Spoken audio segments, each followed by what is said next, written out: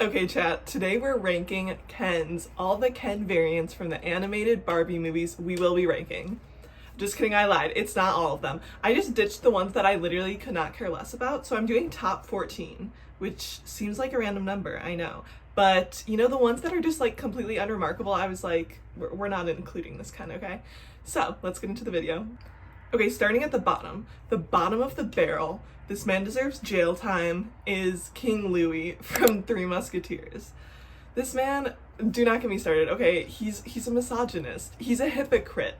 Like, bro's just going around saying, oh, girls can't be musketeers, and then whatever, and then he's like complaining about, oh, men can't fly. Like, girl, don't lie to me right now, okay? And she has this whole blow-up fight with him, as she should.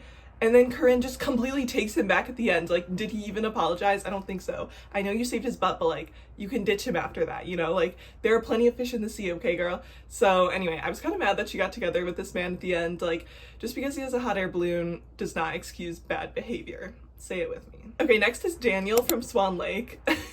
This man gets on my nerves so much. Like, he's just kind of a pretty boy, like, just doesn't really understand how privileged he is. He's just like a little prince doing his thing, being obsessed with a swan, which is kind of problematic. So all in all, this man is just not great. He thinks the world is like a cube or whatever. Like, it's just not the vibes. All around, it's not the vibes. And he just annoys me to no end. I don't know why. He just like, he seems like he hasn't had a single thought in his head ever. Like, there's nothing going on up there. Do you know what I mean? And he just kind of is like wandering around, like doing stupid stuff. Like, bro doesn't understand we're like fighting for our life over here under like curses and stuff like that, you know what I mean? And he's just like wandering around. Like, it's not giving. Daniel, 13, no, would not recommend. Okay, in 12th place we have Derek from 12 Dancing Princesses. I know you guys might come at me for this rating. Derek is a sweetheart. He's definitely better than the bottom two contestants. Like, this man actually has a brain. I'll give him that. He can think critically. He figures out where the girls have gone. Like, I'm proud of him, okay? And he has a pet parrot who's kind of iconic. So this isn't a bad ranking, okay? I don't want you to think this is a bad ranking for him. I don't hate Derek. He's such a simp, and that's not a bad thing because I'll use simp as a compliment for some of the later Ken variants, but in this case, it just kind of gets on my nerves. Like, you're simping after this one girl forever, and you're never gonna make a move. Like, I know they get married at the end, so eventually he does, but like, I don't know, it's just kind of annoying to me. Like, you kind of need to grow a backbone a little bit. And something about his face, like, I think it's his lips, they're so pasty and white and like chapped, and I think that's honestly why he's ranked so low. This man just gives me the ick. I don't know why. He's just kind of annoying to me. Can't explain it. I'm sorry, Derek. But he's not awful, okay? I don't hate this man. Okay, next is Antonio from Island Princess, and now I'm wondering why I put Antonio above Derek, but I think it's because he can sing. Okay, you know what I mean? Like, the Island Princess songs go hard, okay? And this man is partly responsible for that. Like, he can nail a duet. Like, this man can sing, okay? Even his like solo song, like his little like adventure song at the beginning, I'm like, okay, it's a bop. I'll give him that. So I think that's why he's ranked above Derek. But other than that, this man, once again, is just kind of like the Ken privileged prince trope who's like complaining about his insanely good life. It's not it for me, you know? Like, it kind of gets on my nerves. And he's always like skirting his responsibilities. Like, this man is always leaving his kingdom to go exploring, which honestly, if you're gonna leave your kingdom and like abandon all your like duties and stuff to travel, I'm like, that's kind of a fair reason. Like, out of all the reasons there are, like, I can't really blame you. You know, he's a scientist, he's trying to explore, so whatever, I'll give him that. Okay, so this man isn't awful, but he does kind of get on my nerves. Next is Carlos from Mariposa. I really don't know a lot about Carlos. I don't know if we learn about Carlos or if my memory is just trash, but he's a pretty boy. Okay, this man is cute, we'll give him points for that. And he has a great accent. Like, this man is kind of fine, I'm not gonna lie. Out of all the Kens out there, I'm proud of you, Carlos. He kind of came through, but he kind of, maybe he has the personality of cardboard. I don't really know, but do I really care? You know what I mean? So no notes, we'll just leave it at that. Okay, number 9, we have Ken from the modern Barbie movies. Stick with me, okay? I know you're gonna come for the modern Barbie movies, and I understand you can come for them. Like, you're well within your rights. But I will say I do like the Barbie Dreamhouse Adventure show. Like, yeah, the movies with that animation style are trash. Yes, that's true. But something about the show really got me. I think it's because it was a COVID show for me, and I was just like, any breadcrumbs, you know, I was like, let me just eat this up. And it was kind of nostalgic. I do love the animation style of the Barbie Dreamhouse Adventure show and the new movies with that style of animation. I just think it's so aesthetic. Like, obviously the Barbie color scheme should be scientifically studied, honestly, because there's something about it that's so nostalgic, so girlhood and wholesome. Like, it's not pastels, it's not muted, it's not like earthy tones. It's like pink, it's like bright colors, you know what I mean? Like neon colors, but somehow they mesh. They're not ugly. They're just happy, you know what I mean? So, okay, that was like a side rant. But anyway, back to modern Ken. The thing about modern Ken is he's a simp, okay? Like, he's just there for Barbie, which is honestly, I appreciate that about him. Like, we know that modern Ken, like high school Ken, this is also kind of the Ken from like the Barbie vlogs on YouTube, back when like the Barbie vlogs were good, like back before they like made it weird. So this is that Ken, and I feel like he's kind of the same Ken throughout all of those. So like high school Ken. And the thing about high school Ken is he's not the hunter, okay? He's not the hunter, he's not the provider, he's not the breadwinner or the leader or the main character. He's not the man of the house. Okay, that's Barbie. Barbie has all of those roles. Like, Ken is the gatherer, you know what I mean? Like, he's the, like, Peeta Mellark of the duo, you know? Like, he's the side character, okay? Okay, maybe comparing him to Peeta that's a little ambitious for him. I think that's a little aspirational. He's not as great as Peeta, let's be real. But of the duo, like, that's the dynamic, if you know what I mean. Like, Ken's just kind of there. Like, he's just Ken, okay? And I love that for him. Like, he knows his place, and I love that they made that choice. So, okay, I'm proud of you, Ken, for just being a side character. In 8th place, we have Nicholas from Barbie Princess Charm School. Fun fact, Princess Charm School is my favorite Barbie movie. I absolutely adore it. Nicholas is ranked lower on this list because he's not essential to the plot at all. Like, Ken's never really essential to the plot, which once again I love, but especially in this one, he shows up for that dance routine and like he passes the vibe check, okay? This man, like, he's funny, he can go with the flow, he has a good sense of humor, okay? And that's all we really need. Like, Barbie, what's her name in that movie? Blair's life is hard, okay? She's trying to like escape the cycle of poverty, all of that.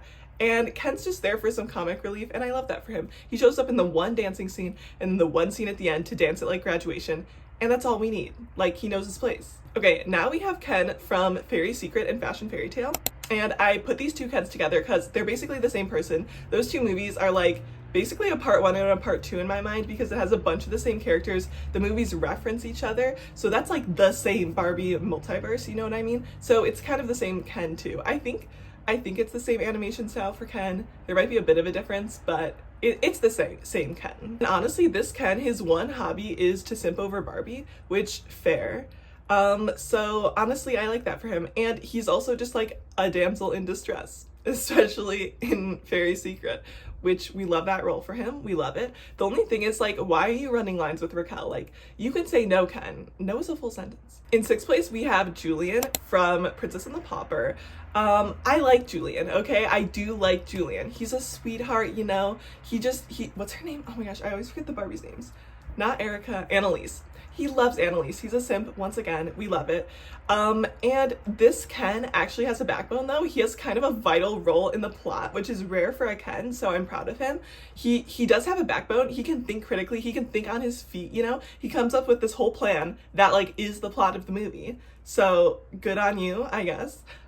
He's loyal, and he knows how to wait for her, so I like you, Julian. I like you.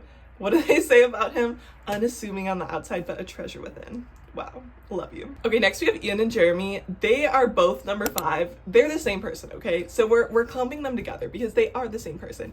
Ian and Jeremy are the twins from Diamond Castle, in case you don't remember. And they literally are Fred and George Weasley, which I think is why they're ranked so high on my list, because I am a George Weasley girl. But they're kind of just like the comic relief. They have all these like witty one-liners and like banter and stuff like that. And the girls can like keep up with their banter. Like, they have a good back and forth 4-way double date situation going on. And I really like it. The only thing I don't like is they are a little misogynistic when they have that line where they're like, oh, they're pretty good for girls. So that's not like a big deal, but I don't know. It did dock them a little bit. It did dock them. But all in all, they're just kind of along for the ride. They don't really know what's going on at all. They're just like swinging their guitars around as weapons and like just going with the flow. They know how to go with the flow and surrender control. So love that. In fourth place, we have Lyndon, who is from Barbie Magic of the Rainbow. So the third Barbie Fairytopia movie. I don't know why I'm explaining this to you as if you don't know. Like if you're watching this video, you know who Lyndon is.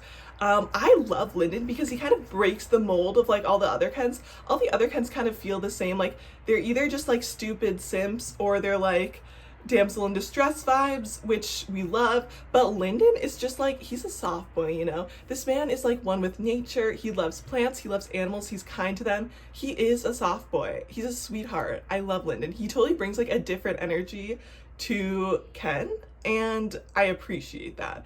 And once again, he doesn't have a huge role in the movie, which I like. So no notes. I love you, Lyndon. In third place, we have Dominic from Princess and the Pauper. We love Dominic, okay? This man is so cute, which when I say cute, I don't mean animation wise. Like he's fine, but like he looks like every other Ken, you know what I mean? They just kind of copy paste. But what I really mean is this man loves a costume. He loves to cosplay. He loves to play around and sort of play the game. And he's forgiving. He totally forgives Erica after she lies to him about their entire relationship and who she is. He's very like, you know, I understand why you did it. And so he's forgiving, he's fun. He's very dramatic. Not like in a drama queen way, but like he lives for the drama. You know what I mean? Like that's what I mean by dramatic. And he knows how to wait for her. Once again, Julian and Dominic do this so well, especially Dominic, because he lets Erica go at the end of the movie to like pursue her dream, whatever. Yeah, he gives her like a wedding ring, but you know, he doesn't tie her down or anything. And so he lets her go. She does her whole singing career. He loves it. And then she comes back to him. Like he lets her come back to him, and he gives her that freedom to like pursue her dreams and not just like immediately be tied down. And he's not like offended by that, you know, like he understands where she's coming from. So all in all, Dominic, we love you. Okay, in second place is Nalu, the merman from Mermaidia and also from the first Barbie Fairytopia movie.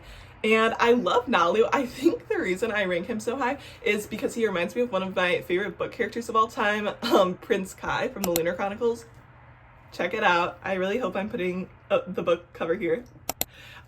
So anyway, he basically is Prince Kai. He's kind of like super sassy royalty who's like a teenage boy, and he's just vibing, you know what I mean? Like he's so sassy. And I love that he doesn't get paired with the main Barbie girl. Like I love that they're just friends and they can be just friends. Like they do that really well, and I appreciate that. Once again, damsel in distress energy. No notes. And in the top place, taking the crown of best Ken variant out there, is Aiden from Pegasus.